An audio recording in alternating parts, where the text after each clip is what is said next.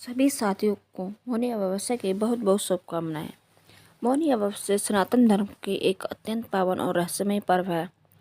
इस दिन मौन धारण कर मन, वाणी और आत्मा को शुद्ध किया जाता है और गंगा या किसी पवित्र नदी में स्नान करने से जन्म जन्मांतर के पाप नष्ट हो जाते हैं। मौनी अमावस्या की व्रत आत्मशुद्धि, पितृ तृप्ति और भगवान विष्णु की कृपा प्राप्त करने के लिए की जाती है। शास्त्रों में कहा गया है कि मौनी अमावस्या के दिन दान करने से 100 गुना फल देता है। प्रिय साथियों, कथा को अंत तक अवश्य सुने। ये कथा एक ऐसे गांव की है जहाँ गंगा मैया अपने निर्मल धाराओं से जीवन सिंचती थी और जहाँ हर घर में विश्वास की एक अखंड ज्योत जलती थी। इसी गांव में धूल भरी पंगड़ियों पर एक झोपड़ी में एक विधवा माँ अपने 6 वर्षीय नन्हे बालक के साथ रहती थी। उसका नाम था यशोदा और उसके कलेजे का टुकड़ा था उसका लाडला कन्हैया। वो सुबह जब सूर्य ने अपनी पहली किरण धरती पर बिखेरी तो यशोदा का हृदय पहले से ही अंधकार में गहरा सागर में डूबा हुआ था। कन्हैया उसका नन्हा कोमल शरीर ज्वर की अग्नि में धक रहा था। पिछले कई दिनों से ये बुखार उसे छोड़ नहीं रहा था। उसकी आंखों से जो कभी शरारत से भरी रहती थी, अब सुनने में ताकत थी। उसकी सांसें इतनी धीमी थी मानो हर पल जीवन उससे दूर भाग रहा हो। कन्हई मेरे बच्चे, यशोदा के होठों में बस यही एक नाम निकल पाता था, जो अब एक दर्दनाक चीख में बदल चुका था। यशोदा जिनकी दुनिया बस उसका कन्हई था, आज उसे ऐसे देखा उसका हृदय चीर चीर हो रहा था। उसके पति को गए 3 साल हो चुके थे। उस दिन से लेकर आज तक उसने हर दुख हर कष्ट को अकेले ही झेला था। उसने खेतों में काम किया, पड़ोसी के घर बर्तन मांजे, सूत काता, बस इसलिए कि उसकी कन्हई को 2 वक्त की रोटी मिल जाए, उसे कोई कमी न महसूस हो। पर आज भूख प्यास से कहीं भरा दानव बीमार उसके बच्चे को निगल रहा था। हाय राम, ये कैसा अभिशाप है भगवान। उसकी आंखों से आंसुधारा बह निकली। वह सूखे मुरझाए गालों पर बेखौफ लुढ़क रहे थे। उसने गांव में वैद्य को दिखाया, जड़ी बूटी पीसी, देवी देवताओं को मनौती मानी, पर कुछ भी तो असर नहीं कर रहा था। कन्हई का शरीर दिन ब दिन सूखता जा रहा था। उसकी हंसी, उसकी किलकारियाँ, उसकी प्यारी शरारतें सब जैसे किसी भयानक स्वप्न में खो गई थी। यशोदा उसे अपने गोद में उठाती, उसके माथे पर जल पट्टी रखती, उसके ठंडे हाथ पैरों को सहलाती और हर बार यही सोचती, क्या मैंने कोई पाप किया है? क्या मेरे भाग्य में बस यही दुख लिखा है? उसकी सांसें भी कन्हई की सांसों के साथ अटक हुई थी। अगर उसकी सांसें टूटती तो यशोदा की भी इस धरती पर उसकी माँ के लिए कन्हई उसका स्वर्गवास था, उसका मोक्ष था। गांव के लोग दयालु थे। उन्होंने जितना बन पड़ा मदद की।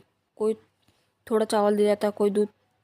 पर बीमारी ऐसी थी कि किसी की समझ में नहीं आ रहा था कि यशोदा बहन, अब तो बस भगवान ही सहारा है। बूढ़ी पड़ोसन ने कहा कि तू गंगा मैया के शरण में जा, वह सबकी सुनती है। और दिन जब कन्हई की सांसें और भी धीमी पड़ गई, उसकी आंखों में एक अजीब सी चमक आ गई। एक चमक जो किसी निर्णय की थी। नहीं, मेरा कन्हई मुझसे छीन नहीं सकता। उसने मन में ही संकल्प कर लिया। उसकी अंतरात्मा ने पुकारा, गई गंगा मैया, मेरी लाज रखना, मेरी कन्हैया मुझे लौटा दो। उसने तय किया कि वो गंगा मैया के तट पर जाएगी, वहाँ पवित्र स्नान करेगी और तब तक मौन व्रत धारण करेगी जब तक उसका कन्हैया स्वस्थ न हो जाए। ये ऐसा संकल्प था जिसमें उसकी आत्मा की अंतिम ऊर्जा झोंक दी गई थी। पर यह आसान न था। कन्हई को अकेला कौन संभालेगा? वो तो हर पल माँ को पुकारता है। बुआ जी, उसने अपने पड़ोसन रामा बुआ को सामने हाथ जोड़े, आप मेरे कन्हई का ध्यान रखेंगे? मैं गंगा मैया के पास जा रही हूँ उसे बचाने के लिए। रामा बुआ की आंखों में भी आंसू आ गए। अरे पर तू चिंता मत कर, मैं हूं ना, तू जा, तेरे कन्हई ठीक होकर लौटेगा। माँ का हृदय जानता था कि ये कितना कठिन होगा। हर सुबह कन्हई को बुखार में तड़पता छोड़कर जाना और शाम को भी चुपचाप लौट आना बिना उसे बताए। यह तपस्या से बढ़कर था, पर वह तैयार थी। एक माँ के प्रेम के आगे भला कौन सी तपस्या बड़ी हो सकती है। उसी समय देवऋषि नारद, जो 3 लोगों को मैं अपनी वीणा बहती बजाते हुए विचरण करते हैं, पृथ्वी लोक का भ्रमण कर रहे थे। उनको स्वभाव भी ऐसा था कि वे जहाँ जाते थे वहीं के सुख दुख के स्वयं को लीन कर लेते। विज्ञान के सागर थे, पर करुणा से उनका हृदय सदैव भरा रहता था। वे आकाश मार्ग से होते हुए उसी गांव के ऊपर से गुजर रहे थे। सहसा उनकी दृष्टि नीचे पृथ्वी पर पड़ी। उन्हें देखा कि एक स्त्री क्षीण काया, वस्त्र मैले, उसके चेहरे पर एक अलौकिक दृढ़ता थी। वह प्रतिदिन भोर में उठकर गंगा की ओर जाती थी। उसका मुख शांत था, होठ सले हुए थे, पर उसकी आंखों में एक भाव उमड़ रहा था। गंगा में डुबकी लगाती और फिर तट पर बैठकर घंटों तक मौन साधना करती रहती।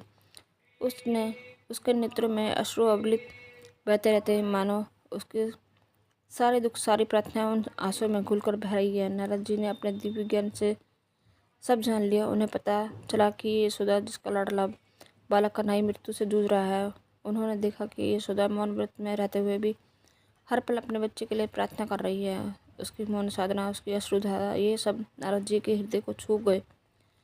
अद्भुत अद्भुत, नारद जी ने कहा। इस धरती पर प्रेम का इससे पवित्र रूप और क्या हो सकता है। एक माँ का निस्वार्थ प्रेम, उसकी अखंड श्रद्धा। देव ऋषि नारद का हृदय विचलित हो उठा।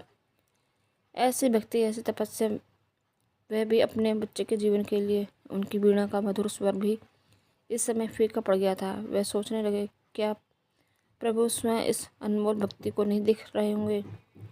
क्या वह इस माँ को परीक्षा नहीं ले रहे? तत्काल नारद जी के बैकुंठ की ओर प्रस्थान किया।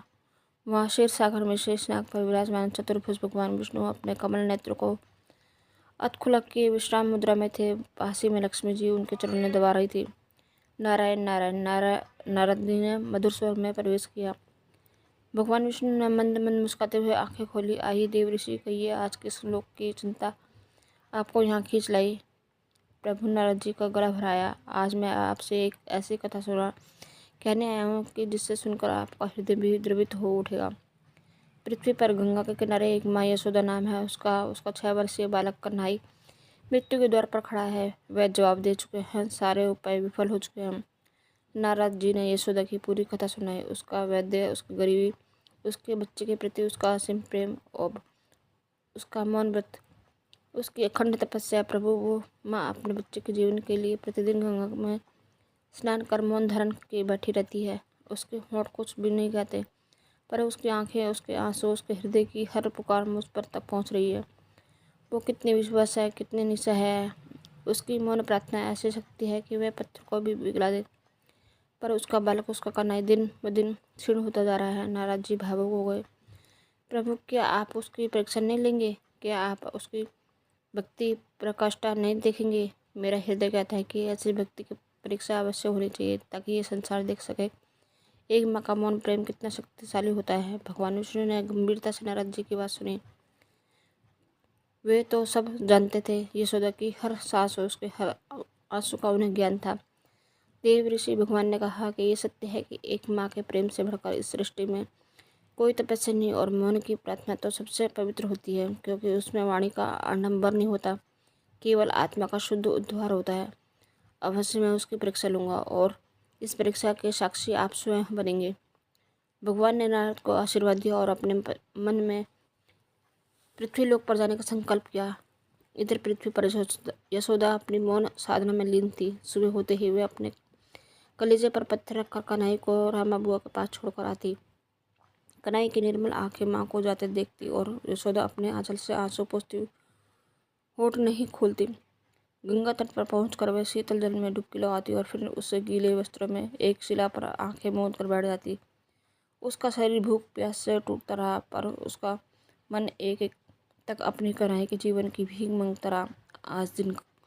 आज का दिन कुछ अलग था। दोपहर का समय था। यशोदा अपनी आंखें बंद की ध्यान मग्न थी। तभी उसे अपने पास की किसी आहट महसूस हुई। उसने आंखें नहीं खोली। मौन व्रत था। माँ, माँ आओ, माँ कुछ खाने को दे दो। एक करुण स्वर उसके कानों में पड़ा। वो स्वर इतना दिनहीन था कि यशोदा का हृदय अंदर तक हिल गया। भूखा हूँ माँ, कई दिनों से अन्न का एक दाना भी पेट में नहीं गया। मेरा पेट दुख रहा है, हाय अरे भूख। यशोदा ने आंखें खोली। उसके सामने एक बूढ़ा भिखारी खड़ा था। उसके वस्त्र फटे पुराने थे, शरीर दुबला पतला, आंखों में गहरी भूख की पीड़ा। उसकी आवाज़ में ऐसी चाच रही थी कि पत्थर भी पिघल जाए। यशोदा का हृदय तड़प उठा। वह स्वयं एक माँ थी, और एक भूखे व्यक्ति को देखकर उसका मन विचलित हो गया। उसके पास थोड़ी सूखी रोटियां थी, जो कि वह अपने लिए लाई थी, पर भूख के कारण खा नहीं पाई थी। उसका मन कह रहा था कि दे दो, इसे दे दो, ये बेचारा भूखा है। पर तभी उसे अपने मौन व्रत का स्मरण हो आया। उसका संकल्प उसने अपने बेटे के जीवन के लिए मौन धारण किया था।